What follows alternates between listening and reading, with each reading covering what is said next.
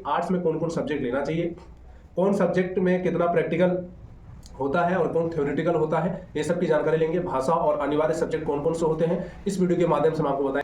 Hello students, आज का video बहुत ही खास वीडियो है। उम्मीद करता हूं मैं आप सब अच्छे होंगे और आप सभी इस बार 2024 में बिहार बोर्ड क्लास 10th में अच्छे रिजल्ट किए, मेहनत किए और आप जैसे सोचिए उस तरह का मार्क्स आया, लेकिन उससे अच्छा मार्क्स आना चाहिए। और इसलिए जो है आज का वीडियो में बहुत ही खास हो, बहुत दिनों के बाद मैं वीडियो बनाया, क्योंकि अभी जो है क्लास 10 जब पास कर चुके हैं तो 11th में बहुत सारे बच्चे जो है ऑनलाइन करा चुके हैं। वो अपनी अपनी स्ट्रीम, अपनी अपनी संख्याएं चुन सके हैं, चाहे वो साइंस के माध्यम से हो, आर्ट्स हो या कॉमर्स हो।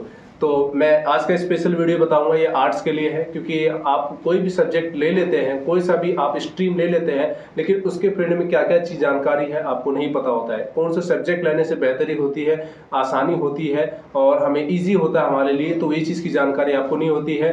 आर्ट्स में किन सब्जेक्ट में प्रैक्टिकल होता है, किन सब्जेक्ट में थ्योरी होता है, ये चीज की जानकारी नहीं होती है। जब भी हम ऑनलाइन कराते हैं साइबर कैफे में या खुद आप ऑनलाइन करते हैं, तो इसमें सिर्फ आप स्ट्रीम चुन पाते हैं कॉलेज की, आप किस कॉलेज में जाना चाहते हैं। लेकिन जब आपको लेटर आ जाता है, जब आपका काउंसलिंग हो जाता है कि आपको जो है हाई स्कूल या कॉलेज मिलेगा, तो उस कॉलेज में आपको जो है फिर वहां जाके सब्जेक्ट चुनना पड़ता है कि आप कौन कौन से सब्जेक्ट लेना चाहते हैं। तो इस वजह से मैं आपको बताऊंगा कि आर्ट्स में कौन कौन सब्जेक्ट लेना चाहिए, कौन सब्जेक्ट में कितना प्रैक्टिकल होता है और कौन थ्योरेटिकल होता है, ये सब की जानकारी लेंगे। भाषा और अनिवार्य सब्जेक्ट कौन कौन से होते हैं, इस वीडियो के माध्यम से हम आपको बताएंगे। अगर क्लास 11th में आप हैं, आपके दोस्त अगर है तो उनको आप ये वीडियो जरूर शेयर कीजिए। अगर 12th वाले भी देख रहे हैं, शायद आपको ये जानकारी नहीं होगी, इसलिए मैंने ये वीडियो बना दिया, आप भी इसे पूरा देख लीजिए और शेयर करना ना भूलें। तो चलिए, मेरे पास है पीपीटी, मैं आपको बस तुरंत ही इसको समझा देता हूँ किस माध्यम से समझेंगे। क्योंकि हम देखिए, बिहार जो है आप पढ़ाई कर लीजिए आपको, लेकिन पता है सब्जेक्ट के बारे में जानकारी नहीं होता। भूगोल का माने पूछ लिया जाए, मीनिंग पूछ लिया जाए, मतलब पूछ लिया जाए,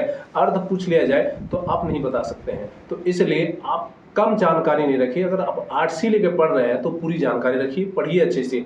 ये नहीं आर्ट्स ले लिए हैं तो 2 महीना पहले पढ़ेंगे 12th में, बस रिजल्ट हो गया, तो घींच तीर के पास होने से कोई फायदा नहीं है। नॉलेज लीजिए, ज्ञान लीजिए, बहुत जानकारी है। सिर्फ साइंस लेके जो है हम 2 साल पढ़ना नहीं है। आर्ट्स ले लिए हैं, कॉमर्स ले लिए हैं, फिर भी आप क्लास कीजिए, पढ़िए, बेहतरी होगी। तो चलिए मैं आपको जो है बताऊंगा कि कौन कौन से सब्जेक्ट में प्रैक्टिकल और थ्योरेटिकल होता है। तो चलिए इस वीडियो में हम जानते हैं।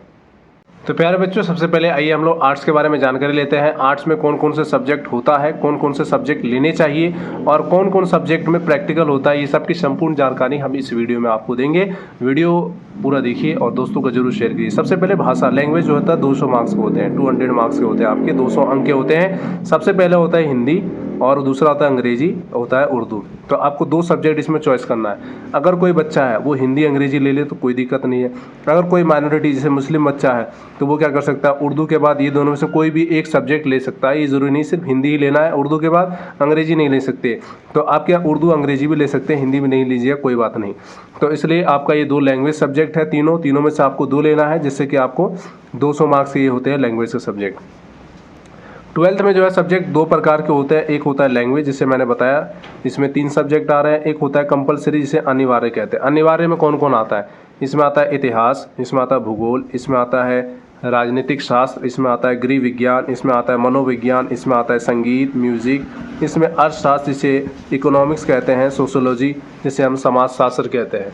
तो इस तरह के इसमें सब्जेक्ट होते हैं। तो आपको सबसे पहले कंफर्म कर दूं कि 12th में सब्जेक्ट या 11th में 2 टाइप के होते हैं, एक होता है भाषा और एक होता है अनिवार्य। बात समझ आ रही है?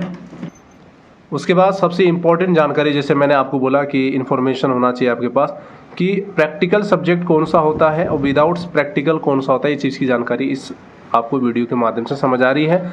और मैंने बताया कि बहुत लोगों को ये चीज़ की जानकारी नहीं है। तो सबसे पहले इसमें विदाउट प्रैक्टिकल, इस समय प्रैक्टिकल नहीं होता है। आप इतिहास ले लीजिए, आप राजनीतिक शास्त्र देखिए, इतिहास में प्रैक्टिकल नहीं होता है, 100 नंबर का होता है। राजनीतिक शास्त्र में प्रैक्टिकल नहीं होता है, 100 अंक के होते हैं।